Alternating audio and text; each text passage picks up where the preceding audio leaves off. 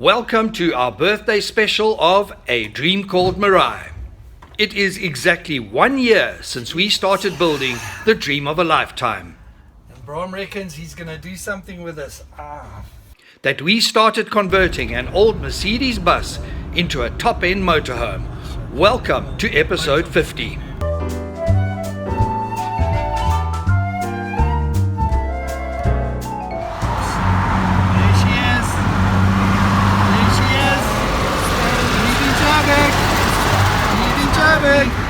Cumpleaños, cumpleaños, cumpleaños feliz. Cumpleaños feliz, te deseamos a ti. Cumpleaños, cumpleaños, cumpleaños feliz.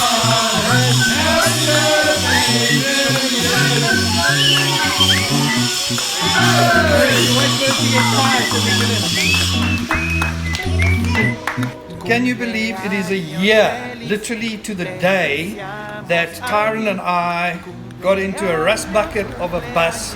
We didn't know what we were getting into.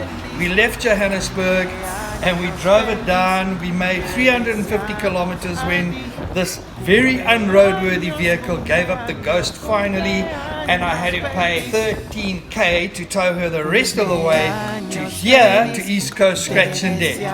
1 year down, I don't know how much longer to go. 9-year-old Kaylee Duplessis is my niece and has been following our journey on YouTube. When I asked this young baking maestro to bake our anniversary cake, she jumped at the opportunity. Tell me about the cake. Here's Phillip, here's Mariki. Silla, Bellissimo and Dolly. Yes.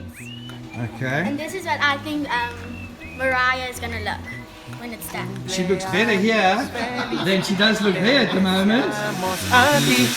Cumpleaños, cumpleaños, cumpleaños feliz. Let's do a 60-second recap of the last 12 months. On the 30th of May 2020, I gave Mariki a toy motorhome for her birthday. On the 24th of September, Tyron and I went to Joburg to fetch Meraaai, our real motorhome, to be. She was a wreck. She only made 350 kilometers before becoming undrivable. On the 26th of September, Meraaai arrived at East Coast Scratch and Dent. We were happy bunnies. Bram and his team started by stripping her interior. We removed her badly rusted floor and got rid of all the rust. We removed all the windows and doors as well as her engine. We cut new doors and put in a new floor. We needed new rims made that were screwed up by Stallman and became rimaloos. We had rims made by Total Wheel Rebuild, who decided the rims they made were not adequate, so we had another set of rims made by Total Wheel Rebuild that are very cool. Rocky cut Meraai's roof off and made her go topless. We had all the brakes overhauled. We moved Meraaai inside. I ordered some very lacquer tires. That was a mission of note. Rocky built storage boxes and stole his bed from his girlfriend Jess for Meraaai. We cut holes in the side of Meraaai and put all sorts of goodies in those holes. We bought a lot of stuff and a power system. And now Smokin' John is doing Meraaai's steelwork. Shoo! While the birthday celebrations continue, let's get down to what we've been up to this week. Smokin' John has started work on my massive 240-litre freshwater tank housing that will be going beneath the vehicle right at the back. While filming, I see that all is not well with Meraai's front tyre again. I've just popped down to East Coast Scratch and Dent, and once again I see our front wheel has lost air. We need to get that checked out. Don't know what's going on there, but we need to get it sorted. You don't want that happening when this vehicle's up and running. The guys at East Coast Scratch and Dent really have had their hands full with combi restoration work. Back at Meraaai, we have our hands full when we see that positioning the huge water tank at the rear is going to be a problem. Measure it from the inside of the chassis till the end. 130. So we have got another little challenge. You can see over my shoulder there, that is the bracket for my 240 litre freshwater tank. It ain't going to work. I've got no clearance if it goes there. We've looked at all permeations, and even by cutting away a bit of the chassis to lift it up, it's not going to work. It's going to mess with the clearance of the vehicle. If you go down a steep slope, something's going to get ripped off.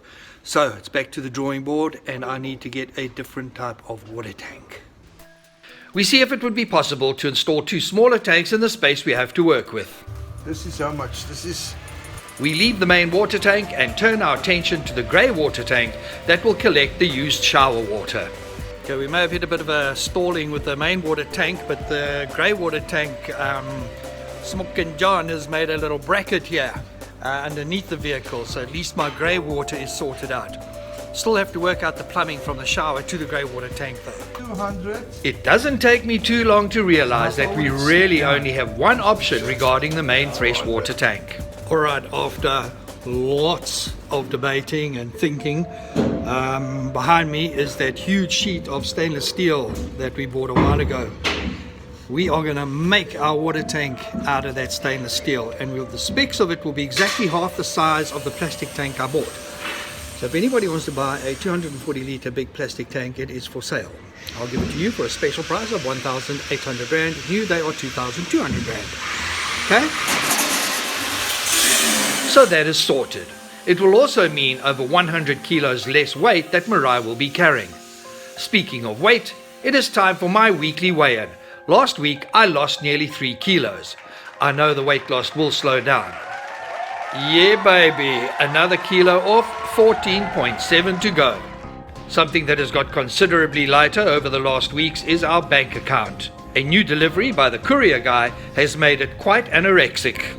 The driver of Meraaai is here and he's carrying the most expensive toilet I've ever bought in my life, which just arrived after a long sort of mission to get it here, a Tefford cassette loo. Apart from a few inserts, this is the first time my son Tyron is seeing Meraaai since he drove her 350 kilometers a year ago. Think of it like this. Fuck, it looks like where's she? So it seems as though the poor boy is a wee bit taken back by what he sees. Before I gave him a quick tour, I had to do a loo inspection. Okay, this is a toilet. Tefford cassette toilet. I don't know, hey, I think the Queen uses this and it's got emeralds hiding in there somewhere because of what it cost, but look at this, man. It's so tiny. Oh, my butt won't fit on that thing. Yeah, no. Anyways, it's like this all turns like that, so oi. Anyway, that's going to be its new home. Toilet, tick. Next to arrive are my seats. But yeah, I'm a bit freaked out about the size of this thing. But it's there for like emergencies, you know, it's not but heapers, man, it's a lot of money for what this is, hey? Tyron has had a few minutes to suss things out. You know, when you first see it, you're kind of like, where's the roof, where's the engine, where's the car? But if I think back to when we first saw it and there were all those chairs and all of that, like on closer inspection, a hell of a lot has been done, but there's still a hell of a lot to do. It's awesome having Tyron here. You know, when you come in here every single day, you get caught up with what's going on, what's been done, what's going to happen next. And you tend to forget how wonderful this is. What's happening now is John is busy securing tape onto all the sliders because we're going to start painting all of the boxes with Raptor to secure it and protect it from rust. We are nearing the completion of the giant jigsaw puzzle that makes up our storage system. It's very lucky in this birthday edition of Meraaai to come here and find out the Oaks have Raptored the entire floor, and the boxes are, some of them on the spray booth, the rest of them are there and have been done, and the frames all on the sliders have also, the Raptor's been applied. So this is really looking very lacquer. The large steel compartments have been removed and are undergoing a sealing process to protect them from the elements. So we're in the paint room here, and Quentin is busy prepping the Raptor, and I see we've got the my Smegs box is busy getting the treatment. Once all the compartments have been sealed, they will be installed in their final position inside Meraaai. I think my soulmate and Maraai's mother, Mariki, is still in shock over just how mammoth this task is. And what do you think where we are now and compared to when I gave you the busy? I mean, when you gave me the busy, we only had a busy this size. Now we've got half a busy that size. I can't wait. Bram just said the last 2 months I'm not allowed to come see it at all or watch the video, so that I'm pleasantly surprised when it's finally finished. We're going to put an embargo on. When we started our journey with East Coast Scratch and Dent, I don't think we or Brahm realized just what this would entail. Till now, it was hectic. There's a lot of work in here. It was very challenging till now. But now we see what's going to happen. We see where we're going with this whole thing. And it's getting more exciting every day as we go. But I can't wait to get the end product to you. That you guys can see less than 2 years how Meraaai will look eventually when we open the windows and the curtains for you. Then Kaylee, like Rocky and Smoke and John, finds out firsthand what it is like to cut Meraaai up. Oh, yes.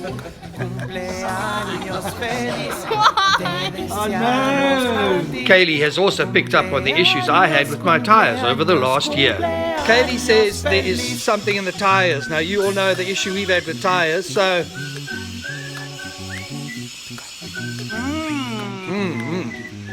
Very nice. Meanwhile, Kaylee's cake is starting to look more and more realistic. This actually now is pretty close how Meraaai looks at the moment. This is a good representation. We're going to have a 2-week break now. Mariki and I are just going away to Mkuzi Game Reserve, which is up the north coast of KwaZulu-Natal. One of the places that we will hopefully one day be cruising to in Meraaai. I've heard the campsite there is not operational, but we will suss it out. So until, 2 weeks' time, keep safe. Remember to like us on Facebook and subscribe to our channel on YouTube. We are also on Twitter. You will find us under A Dream Called Meraaai. Until next time, keep your dreams alive. Deseamos a ti cumpleaños, cumpleaños, cumpleaños feliz.